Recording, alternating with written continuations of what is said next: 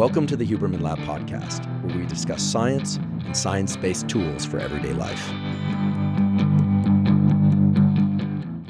I'm Andrew Huberman, and I'm a professor of neurobiology and ophthalmology at Stanford School of Medicine. This podcast is separate from my teaching and research roles at Stanford. It is, however, part of my desire and effort to bring zero cost to consumer information about science and science-related tools. In keeping with that theme, I'd like to thank the sponsors of today's podcast. Our first sponsor is Inside Tracker. Inside Tracker is a personalized nutrition platform that analyzes data from your blood and DNA to help you better understand your body and help you reach your health goals. I'm a big believer in blood tests and DNA tests for the simple reason that many of the factors that are important for your short-term and long-term health and overall well-being can only be analyzed from blood and DNA tests. Things like metabolic factors and hormone levels really can only be assessed accurately from blood and DNA. The thing I like about Inside Tracker is you don't just get back levels of different hormones and metabolic factors and so forth. You also get directives. It has a dashboard that's very easy to use that tells you, based on your data, what sorts of foods you might want to eat more of or less of, what forms of exercise you might want to do more of or less of. It's really a wonderful way to assess how your behaviors and lifestyle choices are interacting with what's going on deep within your biology. Inside Tracker makes all of that super easy to understand. It's also really easy to get the blood tests and DNA tests taken. You can go to a local location, or they can send somebody to your home if you prefer that. If you'd like to try Inside Tracker, you can visit insidetracker.com/Huberman to get 25% off any of Inside Tracker's plans. Use the code Huberman at checkout. That's insidetracker.com/Huberman to get 25% off any of Inside Tracker's plans and use the code Huberman at checkout. Today's episode is also brought to you by Helix Sleep. Helix Sleep makes mattresses and pillows that are designed to meet your sleep needs in order to optimize your sleep. I've done several episodes of this podcast, and there's a ton of information out there pointing to the fact that getting really deep, restful sleep each night is vital for mental and physical health. And the mattress that you sleep on and the pillow that you use is very important for getting optimal sleep. Helix Sleep has a brief 2-minute quiz that you can take. It asks you questions like, do you sleep on your side or your back or your stomach? Or maybe you don't know. Do you tend to run hot or cold as you sleep? Or maybe you don't know. That 2-minute quiz matches you to a mattress and pillow that's ideal for your sleep needs. I took this quiz. I matched to the mattress they call the Dusk, D-U-S-K, and I've been sleeping on the Dusk mattress for many months now, and I've been sleeping better than I ever have before. It's really wonderful to have a really good night's sleep on a consistent basis. It's a total game changer. So if you're interested in upgrading your mattress, you can go to helixsleep.com/Huberman, take their 2-minute sleep quiz, and they'll match you to a customized mattress. And you'll get up to $200 off any of their mattress orders and 2 free pillows. So that's helixsleep.com/Huberman. Take the 2-minute sleep quiz. They'll match you to a mattress. And if you order one of their mattresses, you'll get up to $200 off any of their mattresses and 2 free pillows. They have a 10-year warranty, and you get to try out the mattress for 100 nights risk-free. And if you don't like it, they'll pick it up and take it away. If you love it, then you keep it. And I think there's a very good chance that you're going to love it. I certainly love mine. And today's episode is also brought to you by Athletic Greens. Athletic Greens is an all-in-one vitamin, mineral, probiotic drink. I started using Athletic Greens way back in 2012, and so I'm delighted that they're sponsoring the podcast. I started using Athletic Greens because I found it rather confusing to figure out what vitamins and minerals to take. And in Athletic Greens, I get all the vitamins and minerals I need to cover my bases. As well, probiotics are really important. Probiotics have been shown now in numerous studies to be important for the gut microbiome, which impacts the gut-brain axis, as well as various aspects of bodily health. So in Athletic Greens, I get vitamins, minerals, and probiotics. I also really like the way it tastes. It's a greens drink, so you mix it with some water. You could mix it with something else like juice if you like. I mix mine with water and lemon juice, and I drink it once or twice a day. If you want to try Athletic Greens, you can go to athleticgreens.com/Huberman. And if you do that, you'll claim their special offer, which is to get a year's supply of vitamin D3K2. There's now also a wealth of data showing that vitamin D3 is important for various aspects of brain and body health. So that's athleticgreens.com/Huberman for Athletic Greens and the year supply of vitamin D3K2. You'll also get 5 free travel packets. The travel packets are just a really convenient way to take Athletic Greens when you're on the road, in the car, or on a plane, or just moving around. You just empty one of the packets into a water bottle or a glass and mix it up really quickly. It saves any kind of mess or anything of that sort. So once again, athleticgreens.com/Huberman to get vitamin D3K2. That's a year supply and the 5 free travel packs. It's a new month, which means it's a new topic here at the Huberman Lab podcast. For the next 4 or so episodes, we're going to be talking all about hormone effects on the brain and body. So that's a huge number of different topics. We're going to talk about sex. We're going to talk about reproduction. We're going to talk about puberty a little bit more. We talked about that in the previous episode. We're going to talk about menopause. We're going to talk about birth control. We are going to talk about aggression, competition, winning, losing. Basically, we're going to cover as much about hormones as we possibly can in this month. And in doing so, we are going to go deep into tools and protocols. We are also going to talk about a lot of tools that relate to things that you might not want to do in order to optimize hormone health, regardless of stage of life or your goals, etc. So it's sure to be a month rich with discussion, rich with tools, and you're going to learn a lot of neuroscience and endocrinology. There's actually a field of neuroendocrinology. It's actually where I started my graduate work. I did a master's in it, which is only to say that I love the topic. I have a lot of friends that work on this topic, many of whom I've consulted for these episodes, and I'm really excited to share the information with you. Before we dive into today's episode, all about emotions and sex, I want to just have a few announcements that are designed to point you to some useful resources. Last episode, talking about the science of emotions and relationships, I mentioned the Mood Meter app. The Mood Meter app was developed by people out at Yale University who study the biology and psychology of emotions. It's a really wonderful app. However, many of you quickly told me that the Mood Meter app isn't available in your area. You went to the link we posted and it just was saying not available in your area. The situation was actually a lot worse than that. The situation was that when we recorded the episode, the Mood Meter app was working. I know because I downloaded a fresh copy of it to my phone. And then in the ensuing weekend, they took the Mood Meter app down for some repairs. The Mood Meter app is now up. It is available. I want to be really clear. It's not an app I'm affiliated with. I'm just mentioning it to you. They don't know me. I know them, but they don't know me. So we don't have any kind of business relationship. They do charge 99 cents for the app. I think the free version has disappeared in the last year or so. So that's Mood Meter app. We'll provide the link again, and the link should be working. Hopefully they won't take it down again in between this announcement and the release of this episode. I also just want to take a step back for a moment and talk a little bit about the logic of how to make the most of the information on the Huberman Lab podcast. I tend to throw out a lot of information about a given topic. Many of you have pointed out, however, that I don't cover certain things. And once again, I'll just say the goal is always to be accurate, but there's no way I can be exhaustive. There's no way I can cover everything for a particular topic. The good news is we have time. My goal, at least in the first year of the Huberman Lab podcast, is to give you a basis, a foundation in these different topics of neuroplasticity, focus, sleep, hormones, etc. And of course, to provide tools along the way. We are going to host guests. I've actually started recording with some of these guests already. And even those episodes will include a little what we call primer, a little description of the basics of a given topic so that you can get more information from those topics. My goal really is to educate you in these topics, give you a foundation in these topics, and allow you to start exploring them here in the episodes with our future guests, but also in other podcasts and books and other sources of information.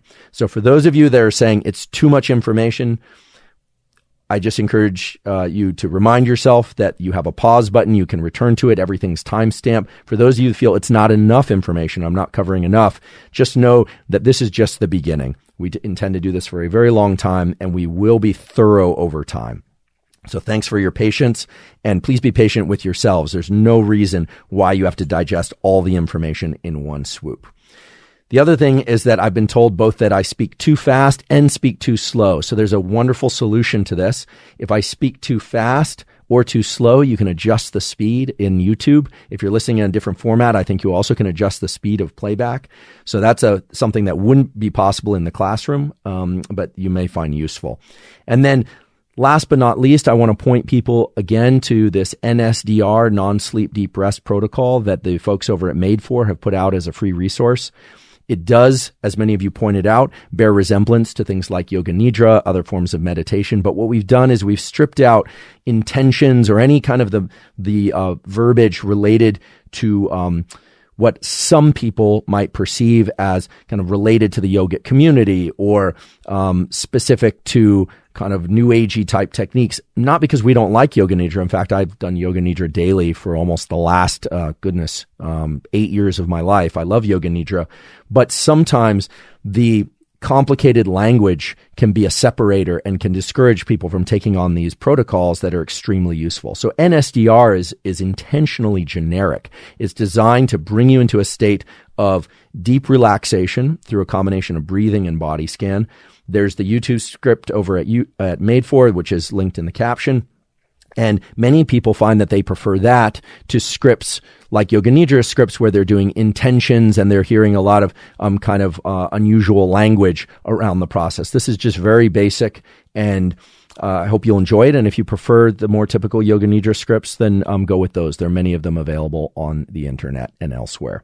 And last but not least, I want to point out that all our episodes now are subtitled both in English and in Spanish. So for those of you that prefer to digest this information in Spanish, that's now available to you in the subtitles. Today, we're going to talk about the science of sex, in particular, sexual differentiation.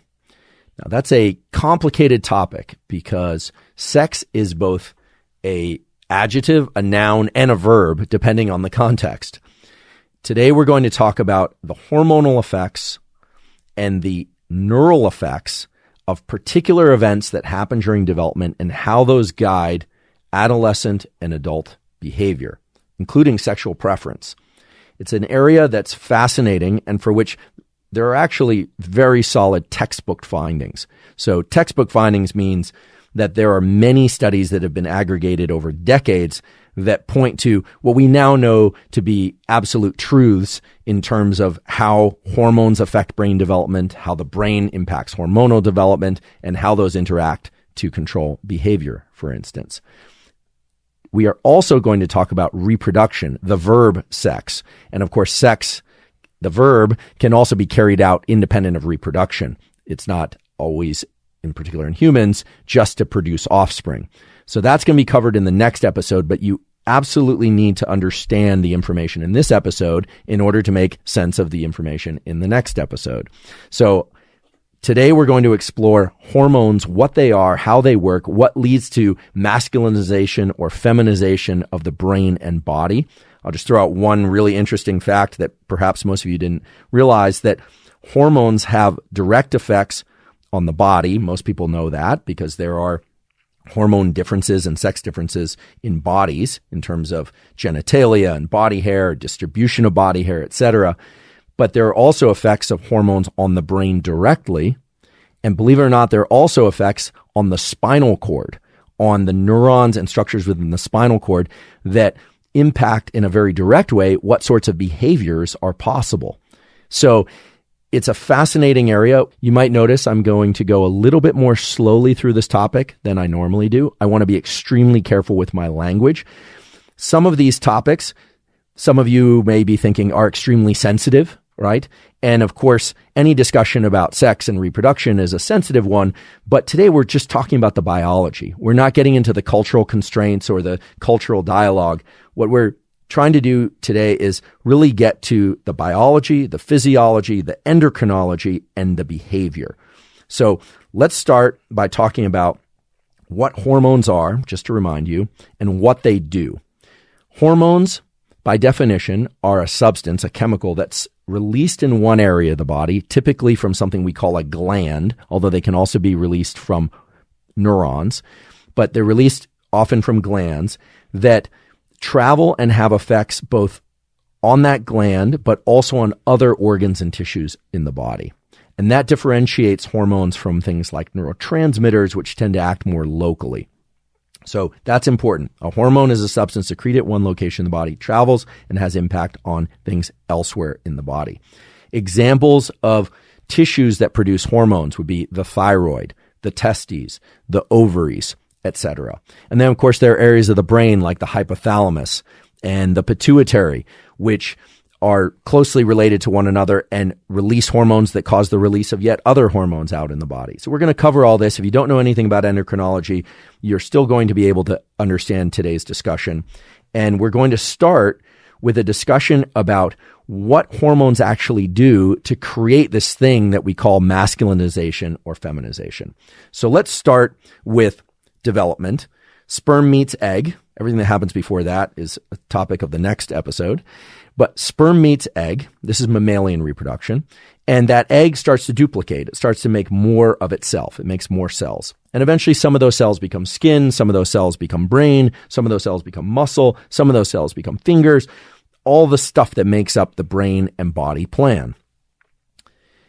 In addition, there are hormones that come both from the mother and from the developing baby, the developing fetus, that impact whether or not the brain will be what they call organized masculine or organized feminine. And as I say this, I want you to try and discard with the cultural connotations or your psychological connotations of what masculinization and feminization are, because we're only centering on the biology.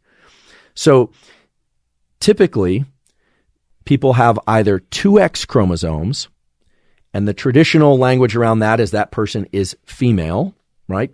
Or an X chromosome and a Y chromosome, and that person will become male. Now, it's not always the case. There are cases where it's XXY, where there are two X chromosomes plus a Y chromosome. There are also cases where it's XYY, where there are two Y chromosomes. And these have important biological and psychological impacts. So the first thing we need to establish is that there is something called chromosomal sex. Whether or not there are two X chromosomes or an X and Y chromosome is what we call chromosomal sex. But the next stage of separating out the sexes is what we call gonadal sex. Typically, not always, but typically, if somebody has testes for their gonads, we think of them as male.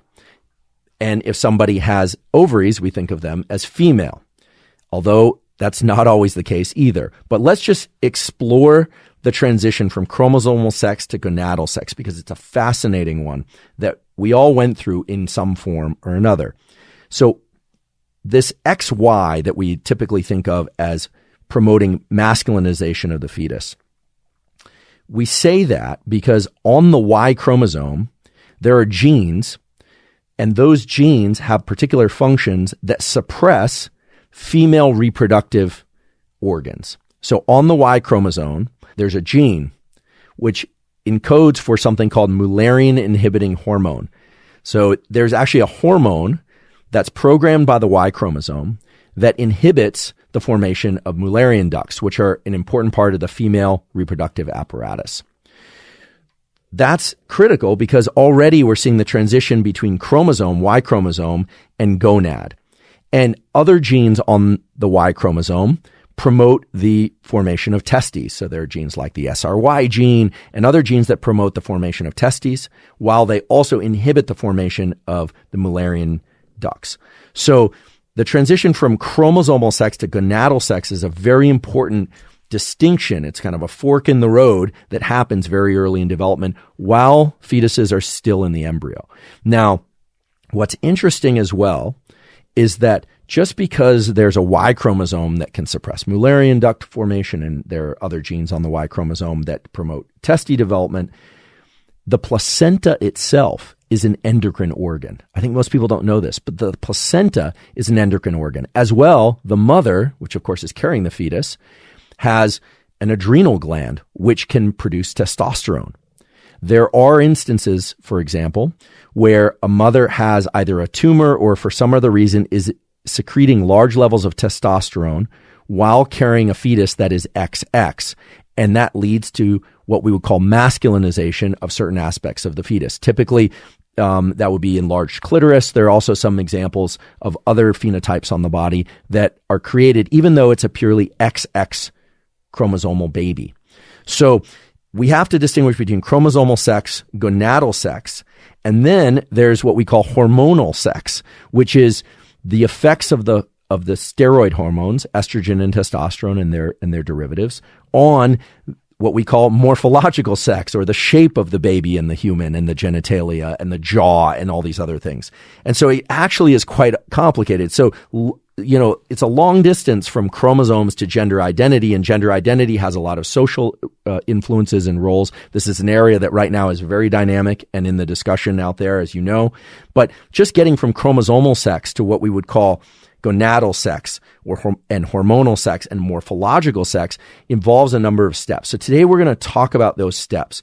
And there's some fascinating things that do indeed relate to tools, do indeed relate to some important behavioral choices about things to avoid while pregnant. And for those of you that are not pregnant, things to avoid if you're thinking about eventually having children. And that is not to drive development in one direction or another, but there are examples where there are some deleterious things in our environment that can actually negatively impact what we call sexual development overall, regardless of chromosomal background. So let's get started with that. Let's talk a little bit more about what hormones do. Hormones generally have two categories of effects. They can either be very fast or they can be very slow. There are hormones like cortisol and adrenaline, which act very fast. Adrenaline can increase your heart rate very fast when it's secreted into the body. Cortisol can be a little bit slower, but it also can have some very fast effects. And then there are hormones like testosterone and estrogen, which we refer to as the sex steroid hormones. The sex steroid hormones can have quick effects through signaling, meaning they can attach to cells and make those cells do different things. They can have actually quite quick effects on the brain. A lot of people don't know this, but there are some very fast effects of estrogen and testosterone, as well as long-term effects. These molecules, for those of you that are interested, are what it called lipophilic, which just means that they like fatty stuff. They can actually pass through fatty membranes. And because the outside of cells, as well as what's called the nuclear envelope, where all the DNA contents and stuff are stuffed inside, are made of lipid, of fat, these steroid hormones can actually travel into cells and then get into basically interact with the DNA of cells in order to control gene expression. So they can change the sorts of things that cells will become, and they can change the way that cells function in a long-term way. And that's actually how the presence of these genes like SRY and Mullerian inhibiting hormone lead to reductions or elimination, I should say, of things like the Mullerian ducts, and promote instead what's called in males the Wolffian ducts, or promote the development of testes rather than ovaries. So all you need to know is that hormones have short-term and long-term effects, and the long-term effects are actually related to their effects on genes and how those genes are expressed or repressed, not in order to prevent them from having particular proteins made. So these hormones, these steroid hormones, are exceedingly powerful. And if we're going to have a discussion about masculinization or feminization, etc., you also need to think about the counterpart. It's not just about masculinizing the body or feminizing the body and brain. It's also about demasculinizing the brain in many cases as a normal biological function of typically of XX females, and defeminization, the suppression of certain pathways that are related to feminization of the body and brain. But there are some really fascinating twists in this story. So I've just thrown a lot of biology at you, but this is where it all starts to get incredibly surprising. You would think that it's straightforward, right? You have a Y chromosome, you suppress the female reproductive pathway like the Mullerian ducts, you promote the development of testes, and then testes make testosterone, and then it organizes the brain male, and it wants to do male-like things, and then in females you get estrogen, and it wants to do female-like things, and air quotes here for all of this. And it turns out that isn't how it works at all. Here's where it's interesting. We have to understand that there are effects of these hormones, testosterone and estrogen, on what are called primary sexual characteristics, which are the ones that you're born with, secondary sexual characteristics, which are the ones that show up in puberty, and these are happening in the brain and body and spinal cord. And so I'm going to disentangle all this for you by giving you some examples. First, let's talk about the development of primary sexual characteristics, the ones that show up at birth. And one of the more dramatic examples of this comes from the role of testosterone in creating the external genitalia. Now, you might think it's just straightforward. If there's testes, because there's a Y chromosome, you've got a gene that codes for the development of testes, you get testosterone, and the penis grows. And the baby is born with a penis. One of the first things that happens when the baby comes out is they look at the genitalia and they try and make an assessment on whether or not it's a quote boy or it's a quote girl, right? This has been done for a very, very long time in throughout human history. It turns out that it's not testosterone that's responsible for the development of the penis in a baby that has an X chromosome and a Y chromosome.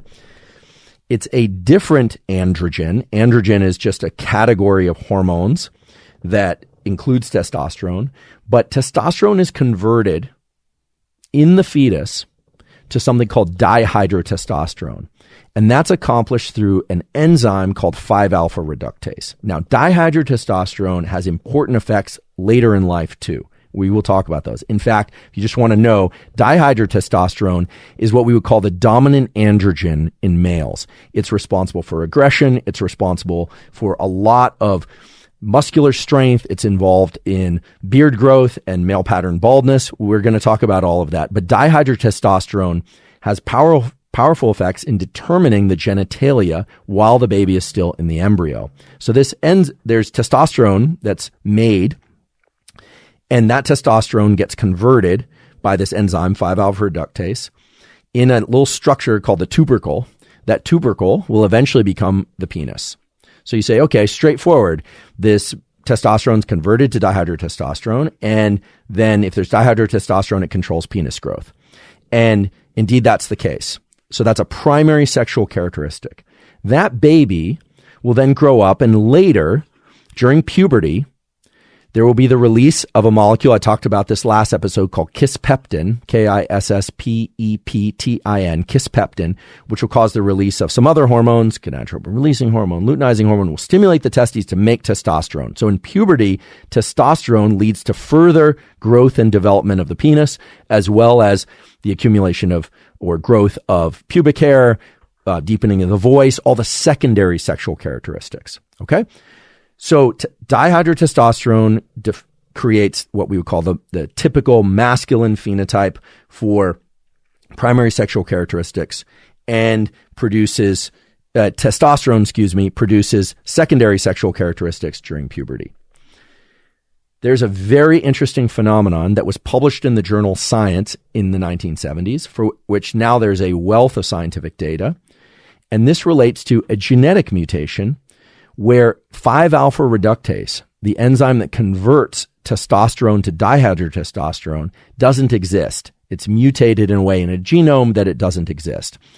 And this actually was first identified in the Dominican Republic. It has shown up elsewhere. It's quite rare, but where it shows up, it's robust. What happens is, baby is born. Typically, when a baby is born, they don't measure chromosomes. They don't look at chromosomal sex, XX or XY. That's not typically done nowadays. Baby is born. If you were to look at that baby, it would look female.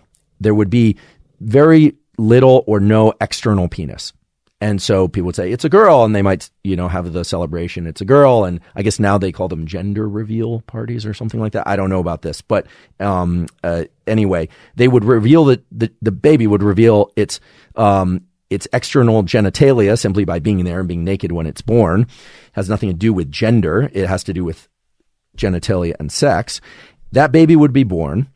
And what was observed is that from time to time, that baby, after being raised as a girl, perfectly happy as a girl, would, around the age of 11 or 12 or 13, would suddenly start to sprout a penis. There's actually a name for this. It's called huevidosis, which the translation is more or less penis at 12.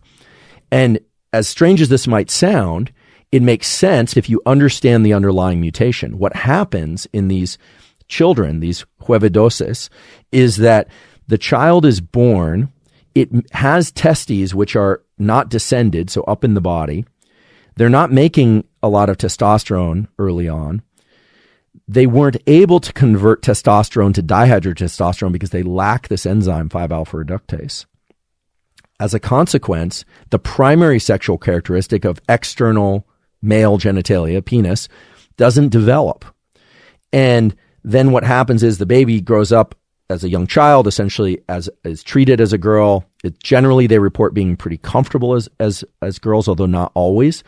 And then testosterone starts getting secreted from the testes because kisspeptin in the brain signals through gonadotropin and luteinizing hormone, travels down to the testes. The testes start churning out testosterone, and there's a secondary growth of the penis, and all of a sudden there's a penis. And this leads to some very complicated situations in families and culturally. And actually the outcomes in terms of whether or not these children decide to self-identify as males or females and how people treat them actually varies quite a lot.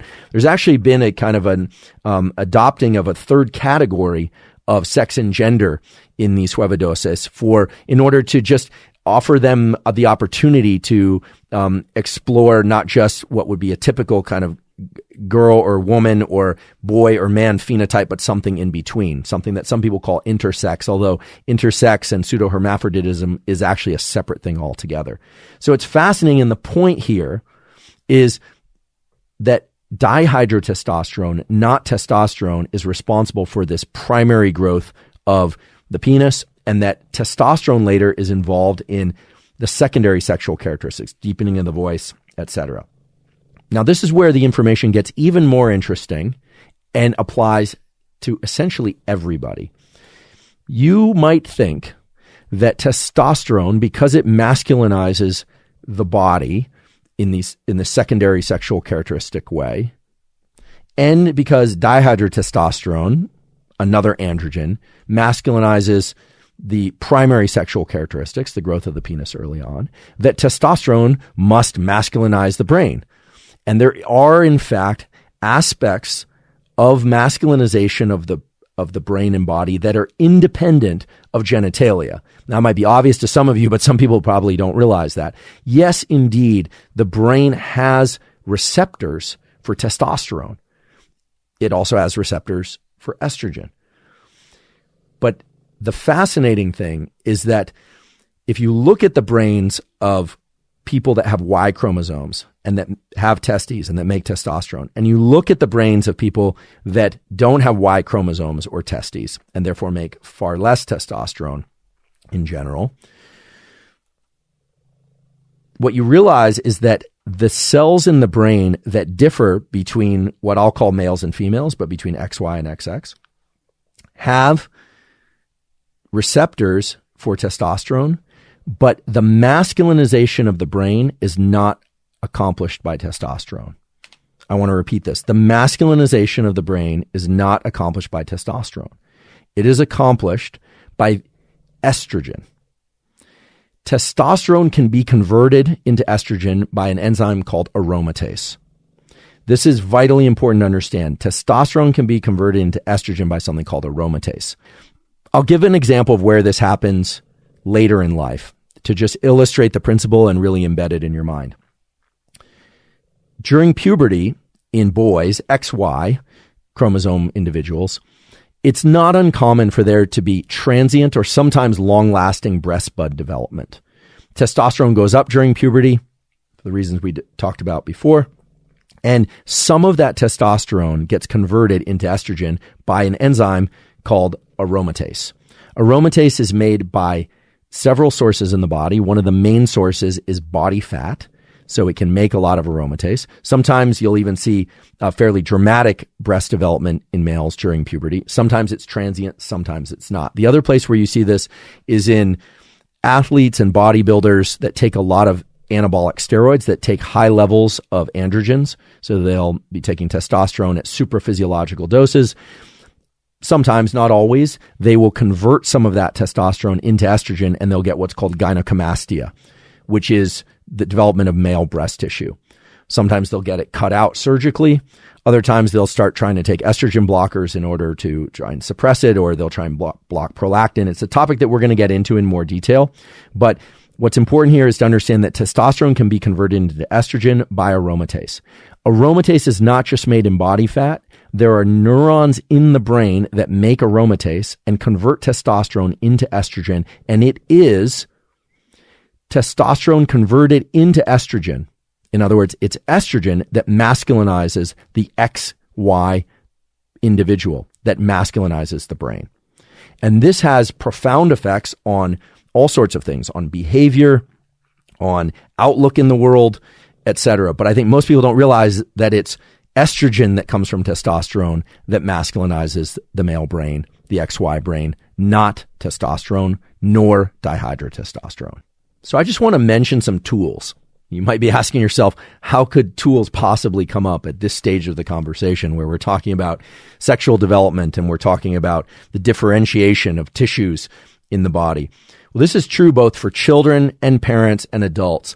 I want to emphasize that there are things that are environmental and there are things that people use that in their homes sometimes that actually can impact hormone levels and can impact sexual development in fairly profound ways. And I want to be very clear, this is not me pulling from some rare journal. I've never heard of it. This is pulling from textbooks. In particular, today I'm guiding a lot of the conversation on work that on behavioral endocrinology. This is a book by Randy Nelson and Lance Krigfield, true experts in the field. I'm going to talk about some of the work from Tyrone Hayes from UC Berkeley about environmental toxins and their impacts on some of these things like testosterone and estrogen. I'm going to touch into them. I'm going to give some anecdotal evidence that's grounded in studies, which we will provide in the caption, or that I'll reference here. One of those that's actually really interesting, but helps illustrate the principle that we've been talking about, is a few years ago, there was a lot of excitement about evening primrose oil. Evening primrose oil is in a lot of products that typically are associated with skin beauty and skin health. And so I'm generalizing here, but typically it was mothers or sisters that were using it. And there were actually examples starting to crop up of young boys getting accelerated breast bud development from skin contact with women who are using evening primrose oil. So evening primrose oil is chemically a lot like estrogen, and it has a lot of estrogenic compounds. There are a number of things out there like this. So believe it or not, things like pine pollen look very much like testosterone. Structurally, they are more or less are testosterone. Their bioavailability in humans isn't as clear. Evening primrose oil has a lot of estrogenic elements to it, just structurally how it's built. And so there were cases where boys were understandably, being hugged by their mom, or maybe even like showering and taking using the evening primrose oil solution. Those things will actually change levels of estrogens in boys and girls. And so this wasn't just an issue for young boys. This was also an issue for young girls. So it's not that evening primrose oil is bad. It's just that many of you have probably heard about the dangers of soys and isoflavones and things like that. The impact of soy on estrogen levels there are some decent evidence to support that. However, there's a lot of other factors that are more severe, and one of those is this evening primrose oil. So regardless of age, if let's just put it this way, because people might be wanting to drive their hormones more estrogenic or more androgenic. How could I know what your preference is? I don't know. But in any case, things like evening primrose oil can actually promote estrogenic pathways in the body, and some of it can go transdermal. Likewise, because testosterone replacement therapy is fairly widespread nowadays, and some people accomplish that through cream, it's pretty well understood that if someone's taking that they want to avoid contact with anyone, skin contact with anyone that is trying to promote more estrogenic activity in their body. And especially in children. So that's one. The other is this issue of environmental factors. Now this, again, I'm just going to highlight when one starts talking about environmental factors and how they're poisoning us or disrupting growth or fertility rates, it can start to sound a little bit crazy, except when you start to actually look at some of the real data from quality research labs funded by federal government, funded not from companies or other sources, that are really aimed at understanding what the underlying biology is. And for that, we should all be grateful to Tyrone Hayes at UC Berkeley. I remember way back when I was a graduate student in the late 90s, at UC Berkeley. And I remember he was studying frogs. He was talking about developmental defects in these frogs that live in different waters around, it was California, but also elsewhere. And he identified a substance which is present in a lot of waterways throughout this country and other countries, so U.S. and beyond, certainly not just restricted to California, which is atrazine. This is atrazine. Again, this is the stuff of textbooks, and it causes severe testicular malformations. So again, atrazine exposure is serious. And what's interesting is if you look at the data, what you find is that at sites in western and midwestern sections of the United States, 10 to 92% of male frogs, these were frogs, mind you, had testicular abnormalities. And the most severe testicular malformations were in the testes rather than in the sperm. So it's actually the organ itself, the gonad itself. Now, it's very well known now that atrazine is in many herbicides.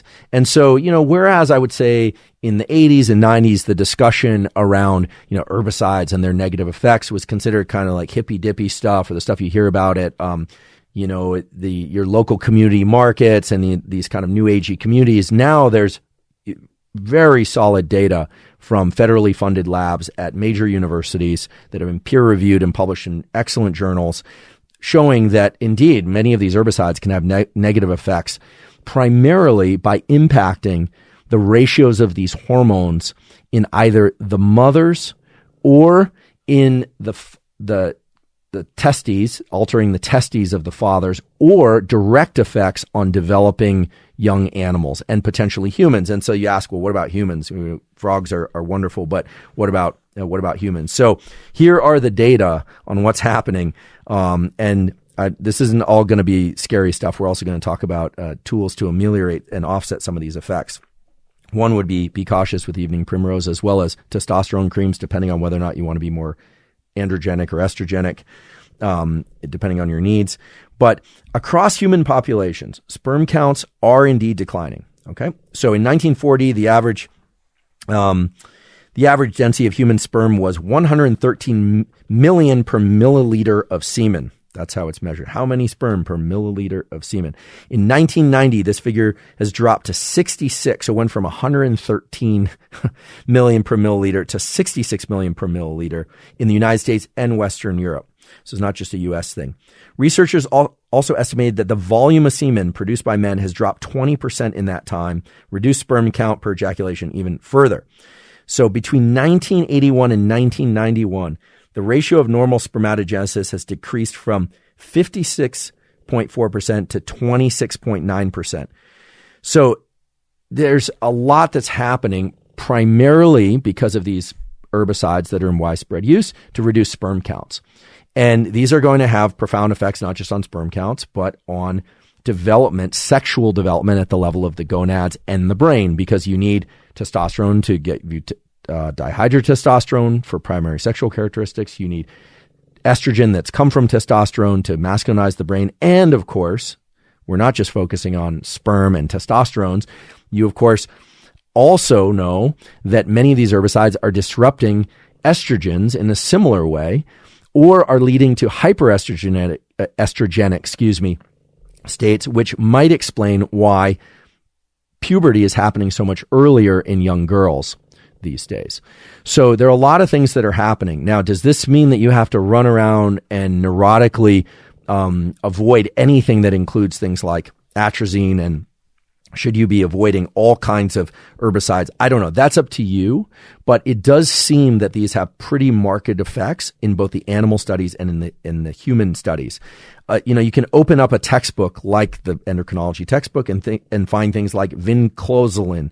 This is vinclozolin, which is a fungicide, and it's an anti-androgen. You give it to animals, to rats, and instead of forming a penis, they don't form a penis. They basically, it's not that they form a clitoris, they just don't form a penis. So let's talk about female sexual development. And as always, what we'll do is we'll talk about the normal biology, then we'll talk a little bit about a kind of extraordinary or unusual set of cases. But we'll talk about them because they illustrate an important principle about how things work under typical circumstances. So there is a mutation called androgen insensitivity syndrome. And understanding how androgen insensitivity syndrome works can help you really understand how hormones impact sexual development. So here's how it works. There are individuals who are XY, so they have a Y chromosome, that are born that make testosterone. They have testes, and they don't have Mullerian ducts because on the Y chromosome is this Mullerian inhibiting hormone. However, these individuals look completely female. And in general, they report feeling like girls when they're young, women when they're older. But there's something unusual that's happening in these individuals because they have an XY chromosomal type and not XX. So what's happening? Well, what's happening is the testes are making testosterone, but the receptor for testosterone is mutated. And therefore, the testes never descend. They don't have ovaries. They have testes, but the testes are internal. And so typically these individuals find out that they are actually XY chromosomes so that, their chromosomal sex is male, if you will, and their gonadal sex is male. But the gonads, the testes, are inside the body. They don't actually develop a scrotum. They don't make ovaries. And when they don't menstruate around the time of puberty, that's a sign that something is different. And so they never menstruate around puberty. And if they look into this deeply enough, what you find is that they are actually XY. They make testosterone, but their body can't make use of the testosterone because they don't have the receptors. And the receptors are vitally important for most all of the secondary sexual characteristics that we talked about: body hair, penis growth during puberty, etc. They live fairly happy lives as females, although of course they can't conceive, right? They don't have a uterus. They don't have ovaries. They also in general don't produce sperm in quantities enough that they could actually reproduce with somebody else, although sometimes they can. And believe it or not, and I'm not going to name names, but there are actually reports of several people, fairly prominent people throughout history, who have had this androgen insensitivity syndrome, or people suspected they did. And the reason to not name names is that it gets right to the heart of whether or not they are male or female. How could you say, right? They have XY chromosomes, but gonadally they have testes that are inside. And yet, if you looked at their bodies, if you looked at their faces, you would say almost with certainty that they appeared female. And that naturally occurring experiment points to the fact that testosterone that shows up in the body and impacts the things at the levels of the receptor has a profound effect on phenotype, on the external or body plan. So again, we're talking about this in order to illustrate the principle that in order to have its effects, a hormone doesn't just have to be present. That hormone actually has to be able to bind its receptor and take action on the target cells. And once again, I'll just throw out the example of where people are using performance-enhancing drugs, although that's a pretty broad statement. Nowadays, there's a lot of excitement about the so-called SARMs, which are more on the receptor side. And so we'll talk about this in a future episode. And I just say that as a teaser because the SARMs and what's happening right now in augmenting sports performance, both with testosterone directly, but also testosterone derivatives, and then also altering things at the level of the receptor, is exceedingly interesting and is revealing to us the many ways in which hormones can impact brain and body in ways that we didn't suspect. Perhaps the simplest way to understand how estrogen and testosterone impact masculinization or feminization of the brain and behavior is from a statement. It's actually the closing sentence of an abstract that my colleague Nirav Shah at Stanford School of Medicine published, which is that estrogen, again, it's estrogen that is aromatized from testosterone by aromatase, sets up the masculine repertoire of sexual and in animals and in humans, territorial behaviors. So it sets up the circuitry in the brain. Estrogen does that. Estrogen sets up the masculine circuitry in the brain. And testosterone is then what controls the display of those behaviors later in life. And I find that incredibly interesting. You would think it was just testosterone did one thing and estrogen did another, but it turns out that nature is far more interesting than that. Okay, so what are some things that impact sexual development early in life and later in life? Let's talk about cannabis. Let's talk about alcohol. And dare I say, let's talk about cell phones. Something that I never thought I would ever do, either in this podcast or in the classroom, but these days there are really interesting data, and I think you should be aware of them. First of all, cannabis, marijuana, THC. I realize that there are now a lot of different variants on this. There are a lot of different strains of cannabis. I personally am not a pot smoker. It's just not for me. I'm not talking about the moral or legal implications. In some states it's decriminalized, in other places it's really illegal, in other places it's basically legal. You have to check, where you live and understand the laws. That's not what this is about. What we do know, however, is that with the exception of one study, there are many studies that point to the fact that THC and other things in cannabis promote significant increases in aromatase activity. Now, pot smokers aren't going to like this, especially male pot smokers aren't going to like this, but it's the reality. Remember, what you're hearing in the background is Costello snoring really loud. Should we put him on screen? He's not a cannabis smoker, but you can imagine why. Here, come here, Costello. Come here, buddy. Come here. He's asleep. Come here. He might come here. There you go. This dog definitely does not need cannabis. This is his state for most of the time. He's he's asleep still. So some of you have asked to see Costello. If you're just listening on audio, maybe he'll give us okay, we're going to let him get back to sleep. He's always here. Some of you have asked to see him. Costello's not a pot smoker either. He did have a dog sitter that was a pot smoker years ago. It was his favorite dog sitter, but I'm not a pot smoker. Again, no judgment, but here's the deal. That cannabis, and it's not clear if it's THC itself or other elements in the marijuana plant, promote aromatase activity.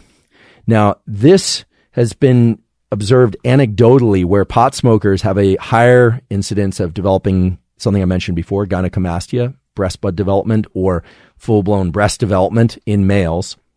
There may be some women who want to increase their estrogenic activity. Remember, females make testosterone. It comes from the adrenals, right? They don't have testes, so it comes from the adrenals. And that testosterone can also be aromatized, although typically most of the aromatase activity that we're referring to in these examples is in males. So testosterone can increase estrogenic activity. So you might say, therefore, does testosterone reduce sexual behavior? Does it create all sorts of things that are related to low testosterone? Not necessarily. And here's why. Estrogen itself, in males and females, is important for things like libido and sexual behavior. I'm going to repeat that. If estrogen is too low in males, it can actually inhibit libido and sexual behavior. So you don't want estrogen too high or too low, whether or not you're male or female. Now, of course, in females, estrogen levels tend to be higher than in males. I'm speaking very generally here. You just think back to the chromosomal sex. That's what I'm referring to when I say male or female, although there's nuance there, of course. In females, the testosterone that comes from the adrenals has a powerful effect on libido and desire to reproduce. And in the next episode, we're going to talk about how that works in its relationship to birth control, its relationship to menopause. We're also going to talk about how that whole thing works in males as well. But cannabis and other aspects of the marijuana plant can impact levels of testosterone and estrogen by increasing aromatase. And so people should be aware of that. As well, there are good data. I was able to find several studies on PubMed pointing to the fact that smoking marijuana during pregnancy can shift the pattern of hormones in the developing fetus such that it promotes more estrogenic outcomes. Now, earlier I said that estrogen is what masculinizes the male brain. In utero, that's true. But the way that cannabis seems to work, at least from the studies I was able to identify, is that it promotes circulating estrogen in the body and therefore can counteract some of the masculinizing effects of things like testosterone and dihydrotestosterone on primary and secondary sexual characteristics. So I mention this because, I think nowadays marijuana use is far more widespread, and certainly during puberty, it can have profound effects on these hormonal systems. And so we'll do another episode that goes really deep into this. But yes, cannabis promotes estrogenic activity by increasing aromatase. Most everyone can appreciate that drinking during pregnancy is not good for the developing fetus. Fetal alcohol syndrome is a well-established negative outcome of pregnancy, and it's something that there are cognitive effects that are really bad. There's actually physical malformation, etc. So drinking during pregnancy, not good. Probably drinking during puberty, not good either, because alcohol, in particular, certain things like beer, but other grain alcohols, can increase estrogenic activity. Now, this isn't just about protecting young boys from estrogenic activity. It's also protecting girls from excessive or even hypoestrogenic effects of alcohol in puberty. Now, many teenagers drink, college students drink, and it's important to point out that puberty doesn't start on one day and end on another day. Puberty has a beginning, a middle, and an end, but development is really our entire lifespan. This idea that, puberty, has us open and close, that's just false. Okay, so we talked about cannabis. We talked about alcohol. Let's talk about cell phones. First of all, I use a cell phone. I use it very often. And I do not think they are evil devices. I think that they require some discipline in order to make sure that it does not become a negative force in one's life. So I personally restrict the number of hours that I'm on the phone, and in particular on social media. I only answer email at particular times of day. But what about the cell phone itself? When I was a junior professor, so a pre-tenure, early professor, I taught this class on neural circuits in health and disease. And one of the students asked me, are cell phones safe for the brain? And, all the data point to the fact that they were, or at least there were no data showing that it wasn't. I still don't have the answer on that, frankly. I don't see a lot of studies about it. I'm not personally aware of any evidence in quality peer-reviewed studies showing that cell phones are bad for the brain, or that holding the phone to the ear is bad, or that Bluetooth is bad, or any of that. I'm just not aware of any quality studies. If you are aware of quality studies, peer-reviewed studies, please reference them, put them in the comments section, send them to me, however you like. I'd love to see them. I'm not aware of them. However, I was very interested in a particular study that was published back in 2013 on rats. It was basically took a cell phone and put it under a cage of rats and looked at basically testicular and ovarian development in rats, and saw minor but still statistically significant defects in ovarian and testicular development.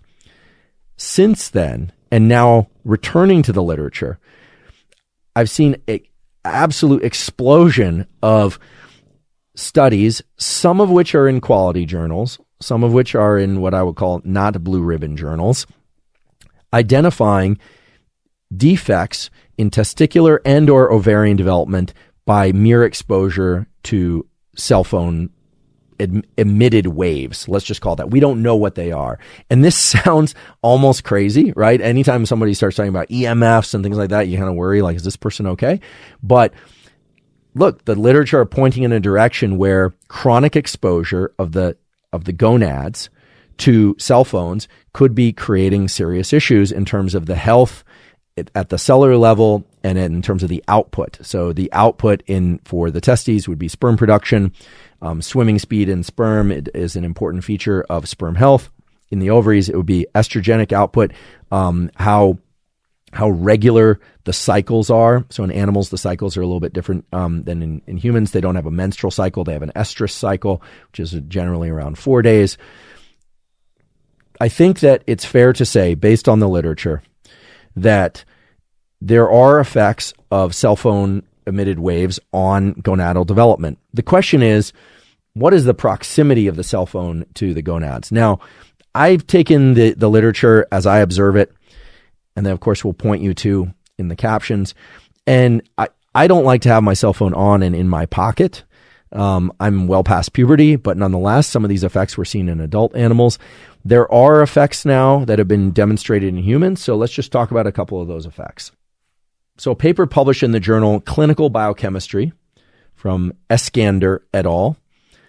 Looked at hormone profiles in people based on proximity to their phone and frequency of phone use, where they stored their phone on their body, as well as proximity of where they lived to, I guess they're called these radio frequency towers, so the base stations.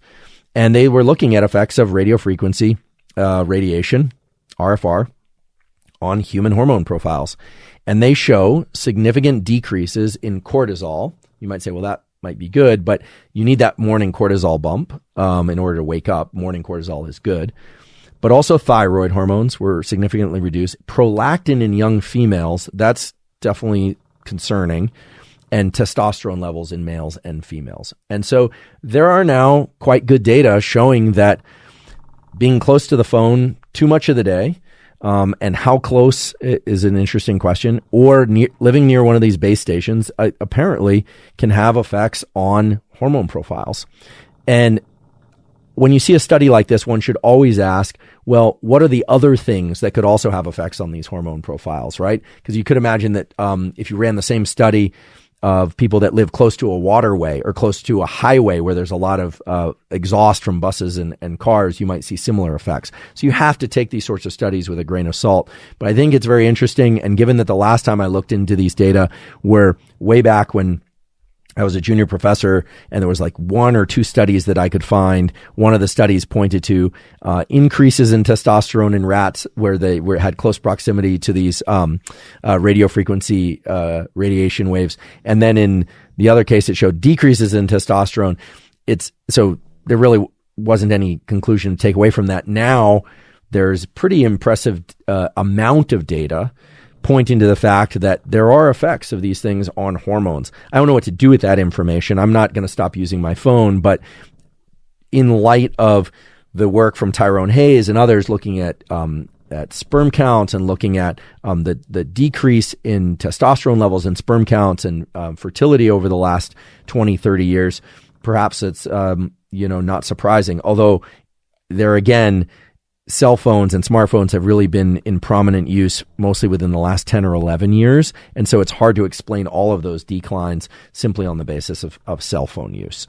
There's some interesting effects of hormones that actually you can observe on the outside of people that tell you something about not just their level of hormones, but also about their underlying genetics. And these relate to beard growth and baldness. And it's fascinating. The molecule, the hormone, dihydrotestosterone, made from testosterone, is the hormone primarily responsible for facial hair, for beard growth. As well, it's the molecule, the hormone, primarily responsible for lack of hair on the head, for hair loss. So how does that work? Well, DHT circulates in the body, and it binds to DHT receptors in the face to promote hair growth. But it binds to DHT receptors on the scalp to promote hair loss. Not incidentally, the drugs that are designed to prevent hair loss are 5-alpha reductase inhibitors. So remember 5-alpha reductase from the huevadosis? Well, the people that discovered the huevadosis went on to do a lot of research on the underlying biochemistry of this really interesting molecule, dihydrotestosterone.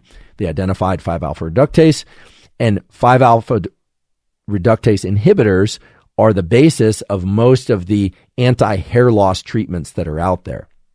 And so there's some interesting things here. First of all, the side effect profiles of those treatments for hair loss are quite severe in many individuals. Remember, DHT is the primary androgen for libido, for strength and connective tissue repair, for aggression, even if that aggression, of course, is held in check, but just sort of ambition and aggression is related to dopamine. But within the testosterone pathway, less so pure testosterone, although pure testosterone has its effects, but DHT is, at least in primate species, including humans, is the dominant androgen for most of those sorts of effects. And if you look at somebody, everyone can predict whether or not they're going to go bald based on looking at we're always taught our mother's father. So if your mother's father was bald, there's a higher probability that you're going to go bald. The pattern of DHT receptors on the scalp will dictate whether or not you're going to go bald everywhere or just in the front, or so-called crown-type baldness. And the density of the beard tells you about the density of DHT receptors. Now, this varies by background, by genetic background. And actually around the world nowadays, because people travel and people form couples and have kids with so many different people of different mixed cultures, you're seeing this starting to disappear. But there are areas of the world where all the men seem to have the same pattern of baldness, like a strip of baldness down the center with hair still on the sides and full beards. That's because these patterns of DHT receptors are genetically determined. Elsewhere, testosterone levels can still be very high. DHT levels in the blood can be very high, and yet people will have very light beards or no beards, and that's because they don't have a lot of DHT receptors in the face. And still other cultures, you'll see people with huge beards, tons of beard growth, like their beards are growing all the way up to their eyes, and they have huge heads of hair, and that's because they have a lot of DHT receptors on the face and not on the scalp. So there are a lot of effects of DHT that you can just see in male phenotypes. And it's interesting that these hair loss drugs that are, or to prevent hair loss drugs, are directly aimed at preventing the conversion of testosterone into dihydrotestosterone. And that's why they, to some extent, prevent hair loss, but also to some extent have a bunch of side effects that are associated with low DHT. Along these lines, there's a particular sports supplement that a lot of people use called creatine. Creatine, now there's a lot of research showing that creatine can bring more water into the muscle. It can support strength. It does a number of other things. Might even have some important cognitive enhancement effects, although mild. The studies there show that it can be significant. Some people, not all, it's more anecdotal, report that creatine promotes hair loss. It differs by individual. For some people, that's true. For others, no. But yes, it does appear, based on the studies I was able to find on PubMed, that creatine does promote 5-alpha reductase activity, and therefore the conversion of testosterone into dihydrotestosterone. And so it makes sense that it might promote some degree of hair loss as well as beard growth, as well as the other effects of DHT. I recall in junior high school and middle school, going home one summer, it was 7th grade, coming back in the 8th grade, and a kid that I knew that I was friends with went from being like a young kid to, he was like a grown man. He had a full beard. It was amazing. It was like he would completely transform. I mean, puberty, as I've said before, is without a doubt the most accelerated rate of development that we will go through at any point in our lives, even faster than infancy, just in terms of the huge number of different cognitive changes and physical changes. Not surprisingly, that same individual was mostly or bald by his early 20s. And that's because he must have had just exceedingly high levels of DHT. I also played soccer with this kid, and he was basically like dribbling past everybody. It was like a grown man playing soccer with a bunch of little kids. Full beard, bald at 20. And so the rate of maturation, the rate of aging is very interesting. It's hard to know rate of aging. There's some genetic tests that now can allow you to do that, things like Horvath clocks and things of that sort. Beautiful work of David Sinclair at Harvard and others has pointed to this. The speed of entry and exit from puberty might be, I'm putting it out there as a hypothesis, might be an interesting window into how fast one is going through their aging or developmental arc, because development, of course, doesn't just start at birth and end after puberty. It continues your entire life. So I think it's interesting. You will often see that people, boys and girls, I should say boys or girls, will develop secondary sexual characteristics at different rates. And sometimes it's sequential. You might see a kid she'll grow very tall, or she'll have a big growth spurt, but then breast development will come a little bit later, and then other features will come a little bit later. You can also see this in boys. The person that I referred to earlier, my friend that developed full beard, went bald. He was also quite muscular. He was a great athlete. So he went through puberty exceedingly fast. Other people go through it more slowly. Some people will go through puberty at age 14, but they won't start to accumulate facial hair until much, much later. Or their voice will change first very early, and then they won't get the other secondary sexual characteristics until much later. And so we don't really know how that impacts or relates to overall trajectory or rate of aging, but it's an interesting thing to think about for each and every one of us. I'm going to offer you the opportunity to do an experiment today while listening to the podcast. But first, I want to tell you a story about hyenas, professional baseball, and clitorises the size of penises. So when I was a graduate student at UC Berkeley, we had a professor in our department, phenomenal scientist named Steve Glickman. Steve Glickman had a colony of hyenas, spotted hyenas, that lived within caged enclosures, of course, in Tilden Park behind the UC Berkeley campus. The enclosures are actually still there. I run past there fairly often. The hyenas are no longer there. This was a federally funded field station. These animals were brought over from Africa or were bred there. And the reason why there were hyenas in Tilden Park, enclosed in Tilden Park, was because hyenas exhibit an incredible feature to their body, their hormones, and their social structure. Hyenas, unlike many species, have a situation with their genitalia where the male penis is actually smaller than the female clitoris. And I should say that the male penis itself, having seen a fair number of hyena penises, is not particularly small, which means that the hyena clitorises are extremely large. This was well known for some time. It turns out that in these spotted hyenas, the females are dominant. So after a kill, the females will eat, then their young will eat, and then the male hyenas will eat.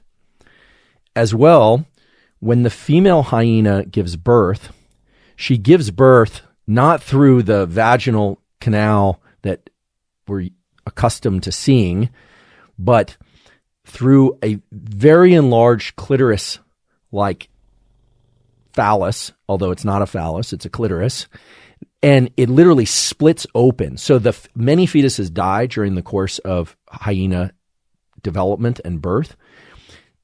These animals have this, could only be described as a very large or giant clitoris, although for a hyena it's not giant, it's normal. And it splits open and the baby hyena actually comes through the tissue, and it's a very traumatic birth. A lot of tissue is torn away, etc. And as I mentioned, a lot of baby hyenas die. It was a mystery as to how the female hyenas have this, we'll call it masculinization, but it's really a androgenization of the periphery of the genitalia. And it turns out, through a lot of careful research done by Steve Glickman, Christine Dre, and others, that it's androstenedione, what is essentially a prohormone to testosterone. It's androstenedione at very high levels that's produced in female hyenas that creates this enlargement of their genitalia. So if you want to read up on androstenedione is made into testosterone through this enzyme 17-beta hydroxysteroid dehydrogenase. It's a complicated pathway to pronounce. It's a fairly straightforward pathway biochemically. You may recall during the 90s and 2000s, there were a lot of performance-enhancing drug scandals, in particular in Major League Baseball. And it was purported, although I don't know that it was ever verified, but it was purported that the major performance-enhancing drug of abuse at that time, in particular players whose names we won't mention, but you can Google it if you want to find out, was androstenedione. And I actually recall long ago when you could buy androstenedione in the health food stores. And so it was sold over the counter. So a lot's changed since then.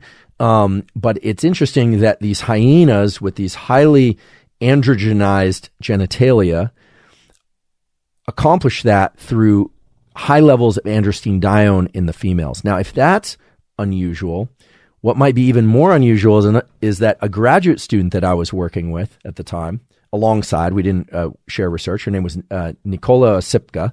She is actually a trained animal behavioral expert. She had trained ferrets for that show, The Beastmaster, and she trained wolves for television shows and was a dog trainer. She had these 2 large dogs that, unlike my dog, would actually listen to her when she would give them commands. A remarkable scientist. She was studying a species of mole that also lived in Tilden Park. People are going to start to wonder about Tilden Park. What's in Tilden Park? But this particular mole that lived there had testes for part of the year and had the capacity to transdifferentiate its testes into ovaries in order to balance out the ratio of males and females in the population to keep reproduction at appropriate levels for that certain population. So some animals are actually able to adjust whether or not they have androgenized or estrogenized gonads in order to adjust the ratios of offspring, or the males and females, and therefore promote offspring. And the last little anecdote about this, which is also published in the scientific literature, which is weird, but I do find interesting. Hormones are so fascinating. They're just incredible to me, is going back to the marijuana plant. The marijuana plant has these estrogenic properties. And I asked a plant biologist whether or not this was unusual. And I asked because there's all this stuff out there about, soy does this and these plants are, highly estrogenic, et cetera. Although we should probably point out that a lot of factory meats are also estrogenic. So this isn't a meat versus plants thing. But this plant biologist told me, there are plants that make what is essentially the equivalent of testosterone, like pine pollen looks a lot like testosterone. And there are other plants that make what is essentially estrogen. And I said, well, why would they do that? Well, plants, at least as far as I know, don't have a consciousness. They don't have a brain. They don't have neurons even. But his answer was fascinating. He said that one of the reasons why some plants have evolved this capacity to increase estrogen levels in animals that not smoke it, but then animals that consume them. I'm guessing that animals aren't smoking marijuana, although I don't know, send me the paper if you've heard of this, is that plants have figured out ways, they've adapted ways to push back on populations of rodents and other species of animals that eat them. So plants are engaged in a kind of plant to animal warfare where they increase the estrogen of the males in that population to lower the sperm counts, to keep those populations clamped at certain levels so that those plants can continue to flourish, even if those animals are reproducing very robustly. And I find this just fascinating. And hormones, therefore, aren't just impacting tissue growth and development within the individual and between the mother, remember the placenta is an endocrine organ, and the offspring, but plants and animals are in this communication. And today we're in this communication. I'm telling you that there are certain herbicides that humans are using for which there's very good data are disrupting the endocrine pathways. And so it's fascinating that humans and other animals, we're always in this interplay with plants and the other things in our environment. And hormones and adjusting the hormone levels of animals and plants is one way in which the environment kind of pushes back or pushes forward, if you will, in terms of promoting their well-being and longevity, as well as you trying to promote your well-being and longevity. If anyone wants to see the incredible paper by Steve Glickman and colleagues, it was published in the Proceedings of the National Academy first in 1987. That's Glickman et al. That was the hypothesis that it was androstenedione. And then if you just Google Glickman hyenas Science magazine, there's a beautiful cover article and feature all about that important discovery. It's a fascinating one. And I should mention also that those discoveries, both the moles and the hyenas, weren't just impactful for the world of animal behavior and endocrinology. They've also strongly impacted understanding of conditions that show up in the clinic, which we haven't talked about today, which is actually pseudohermaphroditism. Occasionally babies will be born where it is unclear if they are boys or girls based on the genitalia. And this has very important ethical and other issues. Do you raise them as a boy or a girl? It's not super uncommon for this to happen. And there have been terrible cases where people have gone against the chromosomal sex, and the person was very unhappy with the choice that their parents had made for them. There were also cases where they've gone with the chromosomal sex and the person was very happy about the outcome. There have been cases where they've been treated with hormones, and there have been cases where they have not been treated with hormones. It's a complicated literature, and it has to be sorted out on kind of a case-by-case basis, but it is something that does happen. And the studies on androstenedione in hyenas and in these very interesting moles, pseudohermaphroditic moles that live in Tilden Park, have impacted not just the science, but the therapeutics around those important issues. So now, last but not least, I want to discuss the effects of hormones while you and I were separately in utero, and the effects that had on who we are, who we select as mates, so mate choice, sexual preference, and all other aspects of what you would call sexual development. Now, this is something that's gotten a lot of popular press, and it has to do with how exposure to androgens in particular, while we were in utero, impacted whether or not people report as homosexual, heterosexual, identify as male or female. I'm very familiar with this work because I was a graduate student in the department that first published this work, and I'm an author on the paper. I was not the main driver of the work, but I was involved in the work, and I certainly know the people that did this work. First, it starts with a story. There was a researcher who's still going now. His name is Dennis McFadden. I believe he was at UT Austin back then. And he was studying the auditory system.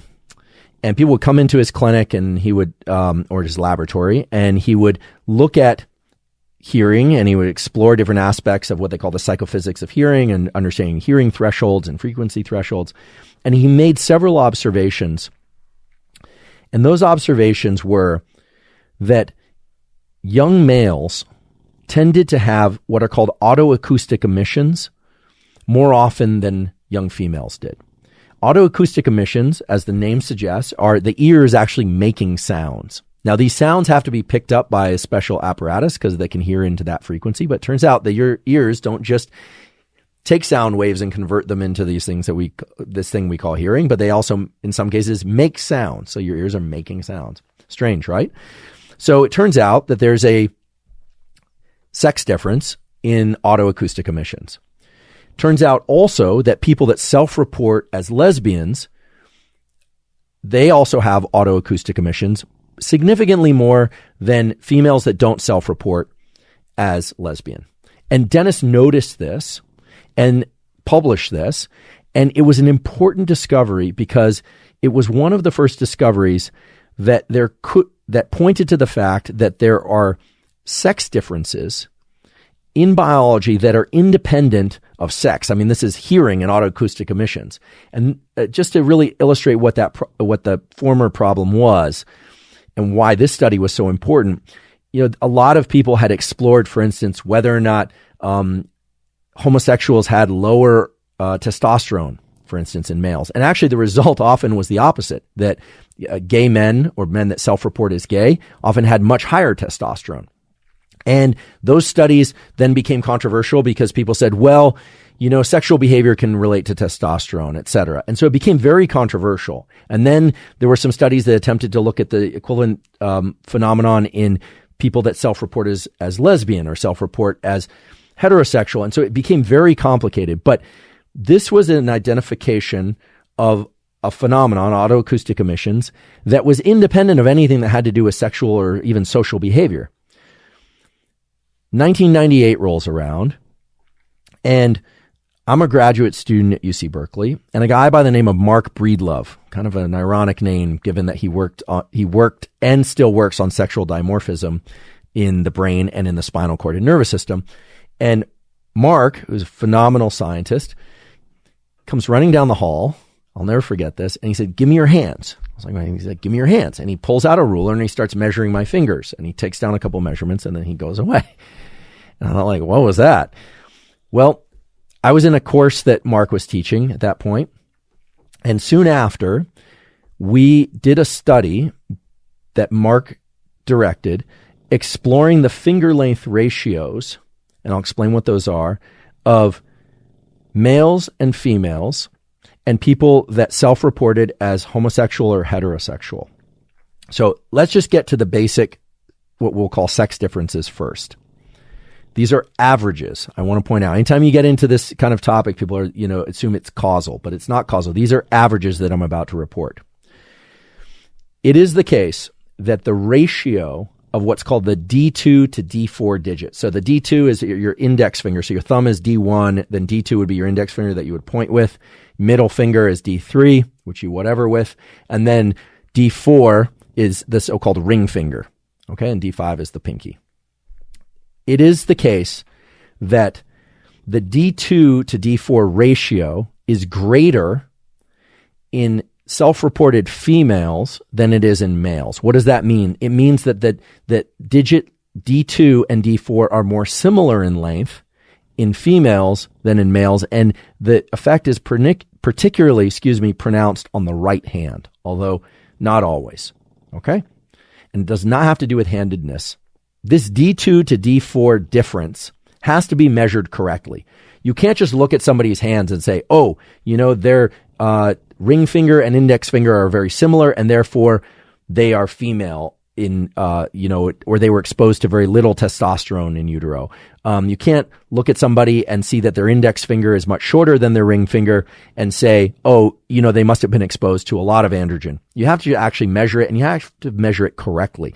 You have to measure it from the base of the finger where there's that first crease all the way to the tip, past the, you can't include the fingernails if you're growing fingernails. We'll be logical here, folks. So you can't normally see it from the back of the hand. Although, I don't know if this will show up here, but if you look at the back of the hand, sometimes you can see it. In my case, for instance, let me see if I can do this. So my D4 is a little bit longer than my D2. In some people, it's more pronounced, and that's on my right hand. On the other hand, the difference actually is far less pronounced. It's a little bit pronounced there, but not so much. Okay. So that's sort of the typical ratio that you would see. Turns out that in mice and in humans, the more androgen that you were exposed to in utero, the smaller the D4, D2 ratio, meaning that the ring finger tends to be slightly longer than the pointer finger. And in females, because they're exposed to less androgen in utero, typically, then those fingers tend to be more equal in length. And these are subtle differences, and these are averages. I invite you to look up the paper. This was published in Nature in 2000, and it's been replicated 6 times. Now, here's where it gets even more interesting and potentially precarious, so we're going to step cautiously here. If you look at the finger length ratios of men that self-report as homosexual, they have either the typical male pattern of D2 to D4 ratio or a hypermasculinized D4 to D2 ratio. Now, this can't be something that's established or modified by behavior. This has to be something that was established in utero. And in fact, it's present at birth. Okay, so it completely divorces the interactions between hormones and behavior. And that's an important theme that we've been talking about, and we're going to talk about even more next episode, is that hormones impact behavior, but behavior also impact hormones. But this is a case of hormones impacting what really should be considered a primary sexual characteristic, because it doesn't show up in puberty. It shows up before puberty. It's actually established in utero.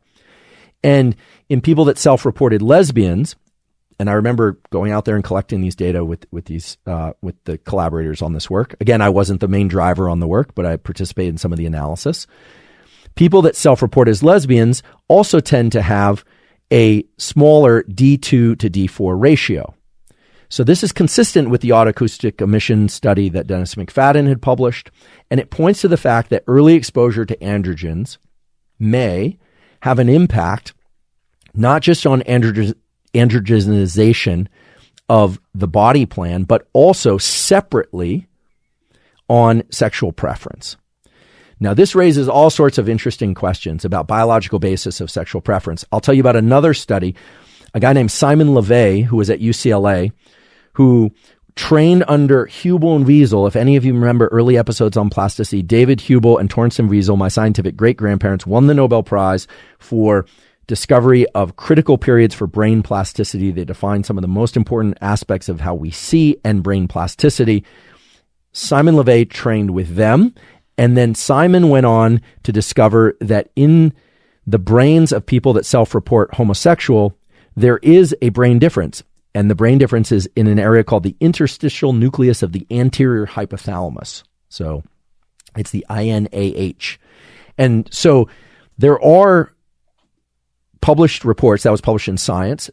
The other work I referred to was published in Nature and then replicated no fewer than 6 times, and the McFadden results that point to strong biological correlates of mate choice, of sexual preference. And these tie directly to things like androgenization or estrogenization, meaning we could call it maleness or femaleness, but that's sort of tricky territory because of the way that we described the huge range in which sex can be defined earlier. So if you want to measure your D2, D4 ratio, you're welcome to, but you also have to understand that it's not predictive of anything, right? It's just a window into the possible androgen exposure that you had early in life. There are plenty of men who report themselves as heterosexual who are out there who have similar or have D2, D4 ratios to females. And there are plenty of females whose index fingers are shorter than their ring fingers, and they're perfectly happy, or they say they're perfectly happy, and we are inclined to believe them, being heterosexual. So there's variation. In fact, Mark tells a really good joke. If you want to know whether or not somebody is homosexual or heterosexual, simply look at their hands, look at their D2, D4 ratio, and guess heterosexual, and you'll be right 96% of the time. Because 96% of the time, people report themselves as heterosexual. On average, those numbers might be changing. So the joke really is a joke on science because that falls within the realm of statistical significance, and yet it really illustrates the fact that none of this is causal. But it's nonetheless very interesting because it means that hormones are organizing the brain early in development in ways that can potentially impact same or opposite sex partner choice later in life. Now, of course, there are other things that can impact opposite sex or same-sex partner choice later in life. The study did not look at people who reported bisexual.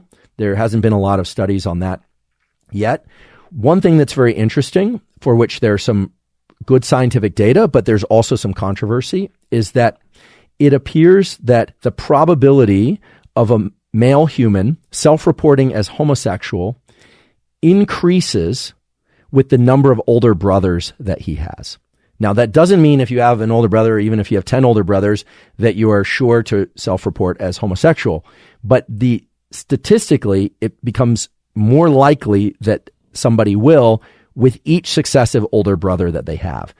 And the idea that's starting to emerge in the developmental neuroendocrinology landscape is that there's a record within the mother of how many male fetuses she's carried, because male fetuses are secreting certain things, dihydrotestosterone, other things that can feed back onto the genome. So these could be epigenomic effects, or onto the placenta itself, so that there's a higher probability in subsequent pregnancies that offspring will self-report as homosexual. So it's a fascinating area of biology. And as you've noticed today, none of this deals with the current controversies around gender and how many genders and sex, et cetera. That's a separate conversation that is, by definition, grounded in the kind of concepts we've been talking about today, and needs to take place taking into consideration all of the aspects of sex and the effects of hormones, both on the body, on the brain.